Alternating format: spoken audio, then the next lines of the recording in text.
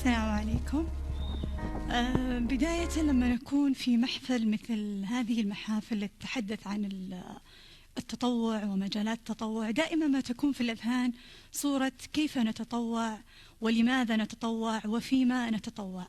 لكن هل سألنا أنفسنا السؤال الذي يقول من يتطوع؟ من يمكنه أن يتطوع لدينا في المجتمع؟ دائما ما الصورة التي في أذهاننا؟ من يتطوع؟ من سيكون متطوع؟ دائما تكون لدينا صورة محددة، أو كما نقول صورة ذهنية نمطية تقول أن من يتطوع دائما لابد أن يكون في سن معين، في قدرة بدنية معينة، أيضا في كما نقول صحة جيدة. لكن ماذا لو قلنا ذوي الاحتياجات الخاصة؟ هل نظرنا في إمكانية أن يكونون جزءا من فريقنا التطوعي؟ هل ترون أنهم سيبذلون وسيقدمون لنا؟ بالتأكيد نعم، ما دام أن كما نقول ميثاق حقوق الإنسان لذوي الاحتياجات الخاصة تحدث الاتفاقية على أن ذوي الاحتياجات الخاصة لابد أن نوفر لهم تكافؤ الفرص، لابد أن نمنحهم المساواة، لابد أن يكونون فعلا جزء فعال في المجتمع وجزء من كياننا، حتى يكون أنه كما نقول شريك في التنمية المستدامة. فما دام أن كما نقول كفل لهم الحق في أن يكونوا لهم فرص وظيفية، لهم إمكانية في أن يقدموا للمجتمع، ماذا لو كانوا في مجال التطوع؟ بالتأكيد أن ستكون لديهم الكثير من الفرص. لكن هل نحن مكناهم؟ هل نحن منحناهم هذه الفرص؟ لابد أن نلتفت لهذه الفئة التي كما نقول تشكل ما لا يقل عن 7% من سكان المملكة العربية السعودية. فلو نظرنا في إمكانية تمكينهم لاستطعنا أن نمكنهم في الكثير من المجالات، سواء مكناهم بدنيا من أعمال مكتبية، مجالات الترجمة، مجالات النسخ، مجالات الضيافة. لديهم القدرة، أيضا لديهم القدرة يتطوعوا ذهنيا إن كان لدينا في مجال الترجمة، في مجال البرمجة. لديهم كمان نحن كأفراد أصحاء نتمايز فيما بيننا البعض في القدرة العقلية وفي القدرة البدنية. أيضا ذوي الاحتياجات الخاصة قد سلبت منهم بعض الإصابات، لكنهم في المقابل لديهم طاقات بشرية لابد أن نستثمرها، ورؤية المملكة ركزت على هذا الجانب. لابد أن نستثمر القوى البشرية أيا كانت دون التمييز. نعلم أن في العالم أجمع لدينا قضية محاربة التمييز أيا كان، سواء تمييز الجندرية عندما نتحدث عن الجنس، كذلك تمييز عن العرق، تمييز اللون. أيضا عندما نميز الآن بين الصحيح وبين السقيم، هذا أيضا يعتبر انتهاك ولا نخوض هذا المجال.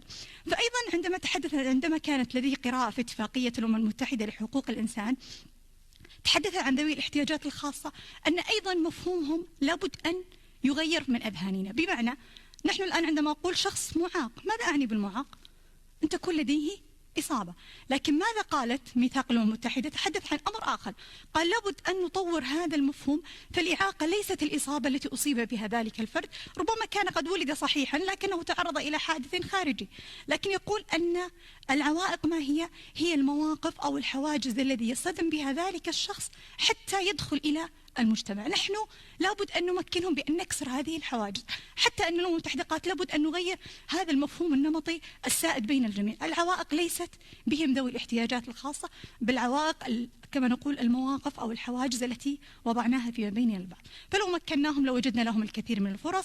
أيضا رؤية المملكة 2030 عندما ركزت في برنامج جودة الحياة وبرنامج الوصول الشامل، كان برنامج جودة الحياة والوصول الشامل ركز على ما يتعلق بذوي الاحتياجات الخاصة.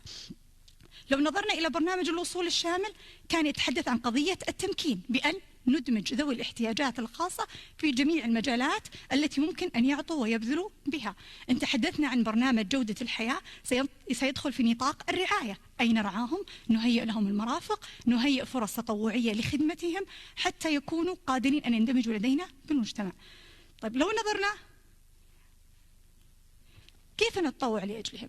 عندما قرأت الإحصائية الأخيرة للمملكة العربية السعودية ذكرت أنهم يشكلون 7% من السكان، وكانت الإعاقة البصرية تشكل 800 ألف شخص مصاب في المملكة بالإعاقة البصرية. طيب هذا المعاق بصريا ماذا سيحتاج؟ لديه الرغبة بأن يقرأ، لديه الرغبة بأن يتعلم.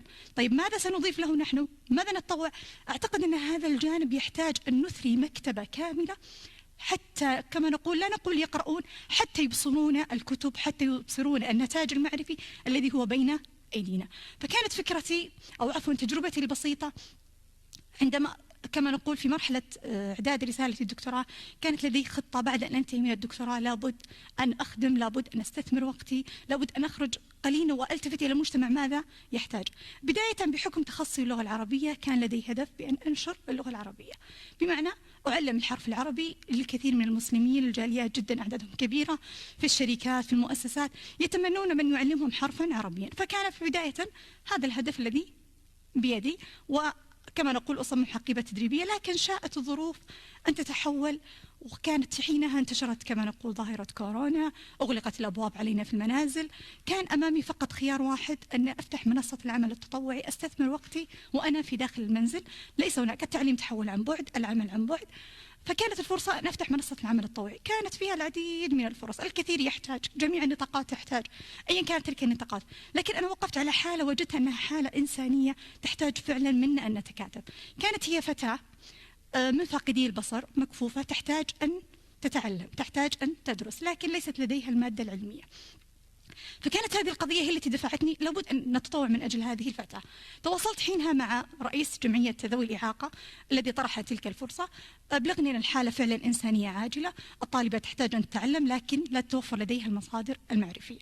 فكانت الفكرة الجميلة أيضا، الكتاب لم يكن أي كتاب، بل كان يرتبط بتاريخ المملكة العربية السعودية. نحن سنقدم إضافة نوعية، ليس فقط أن الطالبة ستتعلم، بل هذا الكتاب سيضاف إلى مكتبة مكفوفي البصر، تقدم لهم تاريخ المملكة العربية السعودية الأولى والثانية والثالثة.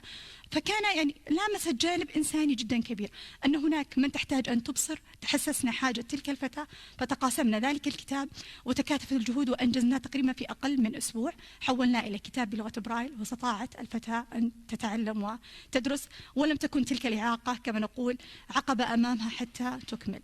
فهنا لو نظرنا إلى هذا العمل، ربما هو عمل جدا بسيط لم يكلفنا من الوقت الكثير، ربما بجهاز الحاسب ونحن بين أهالينا قد أعددنا ذلك الكتاب، لكن هذا الكتاب ماذا كان يعني؟ الكتاب هذا كان يعني ماذا؟ كان يعني حياة بالنسبة للفتاة. الفتاة أبصرت، الفتاة استطاعت أن تقرأ. فكانت تجربتي في إعداد كتاب لغة برايل هو إضافة إنسانية لامست فيني الكثير. وجدت أنني لا أستصغر من المعروف ما أستطيع أن أقدم الآخرين، مهما كان المعروف الذي بيدك لا تستصغر الآخرين، ربما الجزء البسيط الذي نحن لا نراه شيئا قد يعني حياة بالنسبة للآخرين، قد يضيف لهم قيمة معرفية.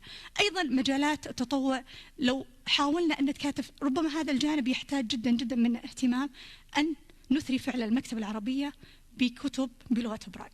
هم لهم الحق بأن يمارسوا هواياتهم، لهم الحق بأن يتعلموا، لكن من يقدم؟ أعتقد أنه عمل جدا بسيط على الجهاز الحاسوبي، لن يأخذ من وقتي الكثير، لكنه سيضيف لهم القيمة المعرفية الكبيرة، وسنجعلهم يبصرون ويتحسسون من العلم الذي نحن ننهل منه ونستفيد منه. ماذا علمني التطوع؟